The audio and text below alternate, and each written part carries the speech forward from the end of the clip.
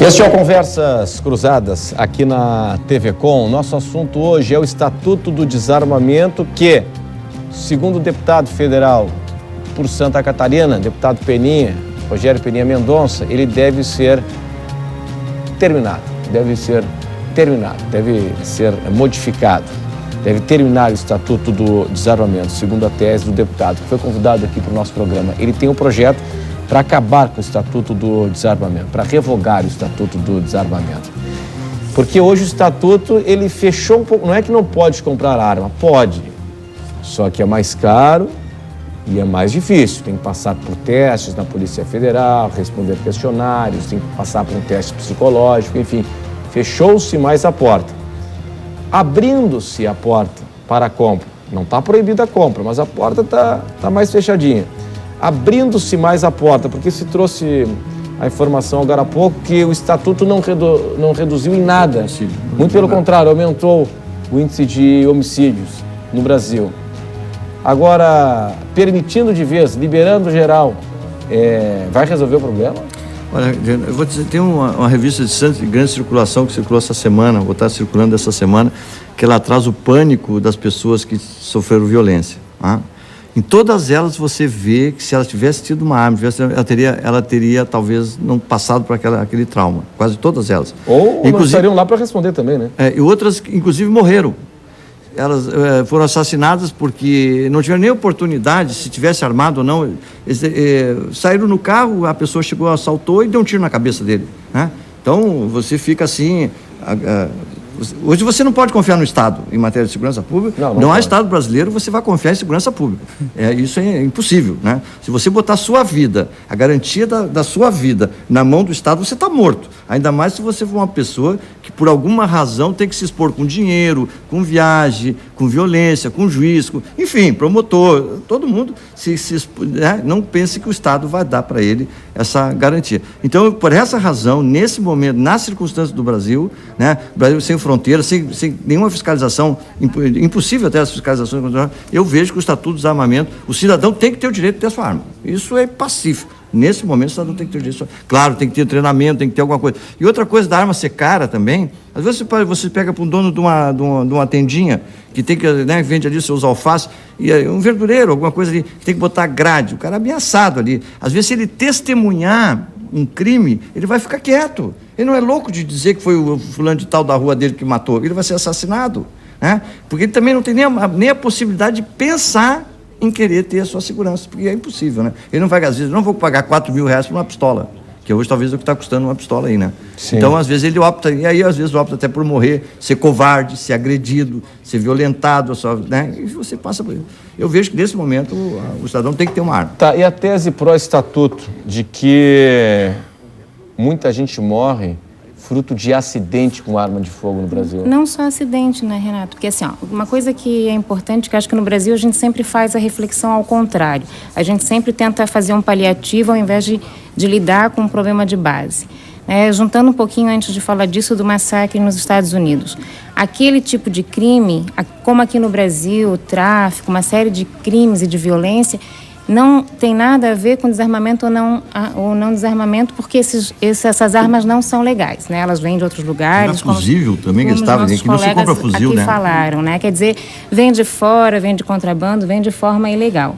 Agora, o que é problema pensar aí é que não só os acidentes domésticos, como também o aumento da violência do crime de ocasião, não do crime premeditado ou não do crime, né, do bandido aí, mas do crime de ocasião. Está lá no trânsito, as pessoas estão armadas ou supõem que vão lá. Agora a gente tem o seguinte, as pessoas discutindo. Um bate-boca, no máximo, o sangue ferveu, pega a arma e mata. Agora, como é que é? E a gente tem casos, mesmo com a proibição da arma, de pessoas que portam armas e que numa situação como essa se atiram. Como é isso, à medida que se abre espaço para mais pessoas possuírem, né, para liberar esse tipo de posse de arma, para que se possa, numa situação dessa de cabeça quente, porque eu acho que o outro pode estar armado, eu atirar. Porque isso é muito comum, infelizmente. É muito comum. né? Quer dizer, a gente não está falando de uma situação ideal, como falou o Tony, de uma situação em que as pessoas têm uma boa educação. De todas as pessoas bem equilibradas, que só vão utilizar a arma no momento de ameaça só para se bandido, defender, né? e tal. Quer dizer, a gente vai Essa ter que entrar não é numa discussão. O que, dia a que é dia, me né? defender?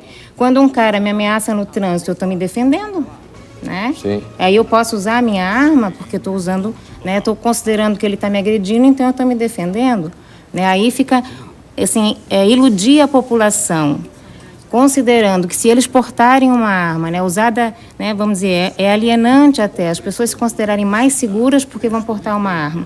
Elas têm que ter bastante consciência e serem, né, a gente sabe que isso é difícil aí, é uma reviravolta grande aí no Brasil, mas na verdade é uma questão de exigir segurança pública. Os policiais é que sabem como usar as armas, eles sabem o momento de usar, eles sabem como matar e como usar sem matar. E uma pessoa comum, por mais, e a gente vai falar de novo, se a gente não tem educação de qualidade, se a gente não tem escola pública de qualidade, o governo vai proporcionar escola de tiro para as pessoas aprenderem a usar as armas?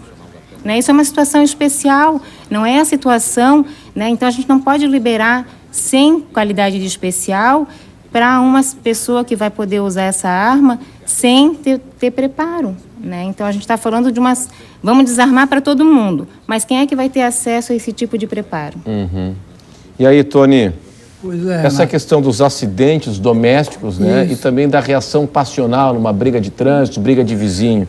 Renato, então a gente já conversou algumas vezes aqui anteriormente, inclusive eu tive em 2005, no ano do referendo, a gente estava conversando naquela época, e essa questão ela é muito séria, como o delegado Paulo colocou, uma questão de segurança pública, assim como outras, né, questões, ela não pode ser tratada por pensamentos ideológicos, ela tem que ser tratada por dados verdadeiros, né?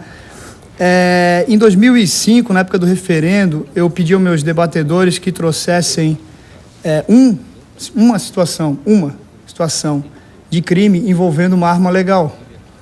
Em 2003, antes do estatuto, o estatuto é de dezembro de 2003, então naquele ano eram 20 mil portes somente em Santa Catarina, 20 mil portes de arma, andar armado em cidadãos comuns só em Santa Catarina. De 2005 a 2009 não chegou a 100 aqui em Santa Catarina e hoje deve ser em torno de 200 e alguma coisa, número muito pequeno.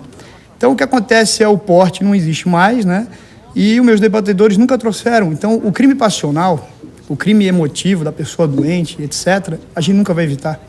É impossível legislar sobre a loucura, como falou o primeiro-ministro em inglês certa vez. Você não pode prever um louco de cometer um ato criminoso. Não tem prevenção, não tem lei, não tem nada. Agora, dados, eu desafio novamente, os internautas aí, por favor, que me digam um crime cometido por uma arma legal, por uma arma com porte, como eu pedi, eram 20 mil, Renato. Eu pedia 1, eu não pedi 10%, eu pedia 1.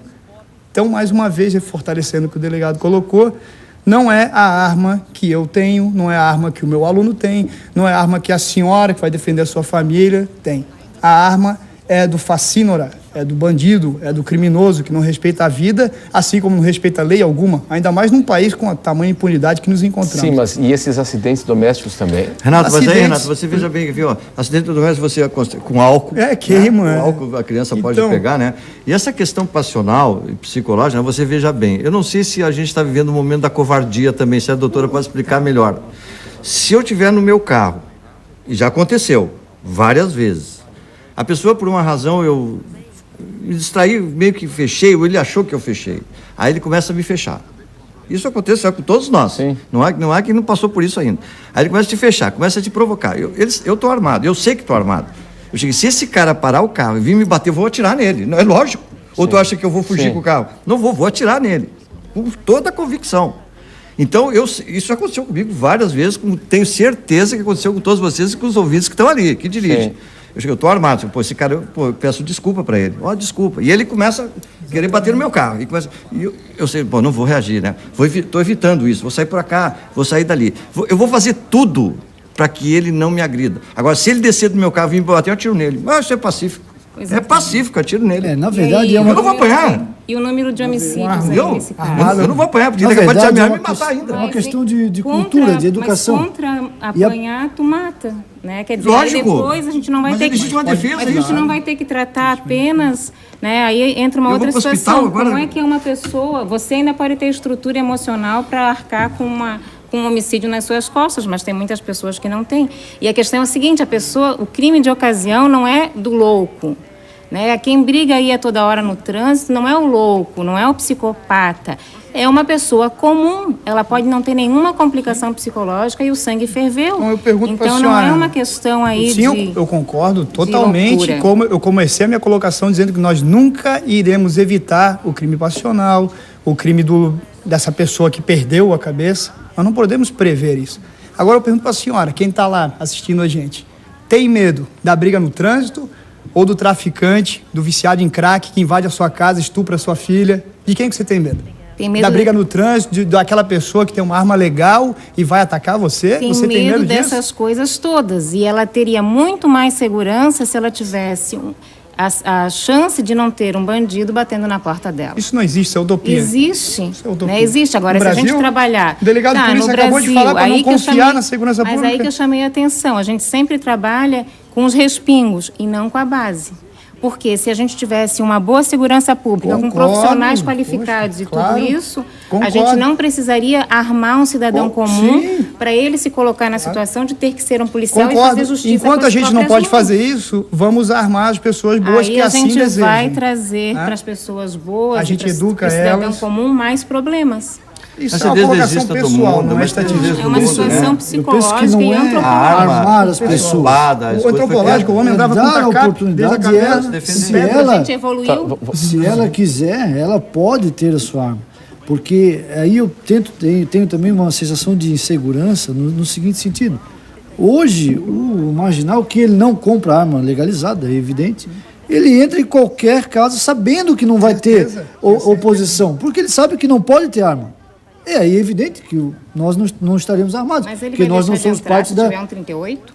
Não, ele pode, se ele souber que tem, ele vai deixar de entrar. Ah, então vai acabar o ele pode morrer também, inclusive. Isso não vai, gente. Ele vai morrer. Ele vai assaltar quando não tiver ninguém em casa. Não, pode morrer, inclusive, por exemplo, no caso da velhinha. A velhinha tirou e matou ele, muito bem matado, diga-se de passagem. De lugar errado, e era uma arma ilegal, não era legal. Não é exceção. Com uma arma, não vou saber o que fazer. E quantos morreram através por não ter uma arma, morreram? Renato, mais um dado estatístico que você sabe, você me conhece. Pode ser esse dado daqui a pouco, depois do intervalo. A gente tem muita participação por aqui.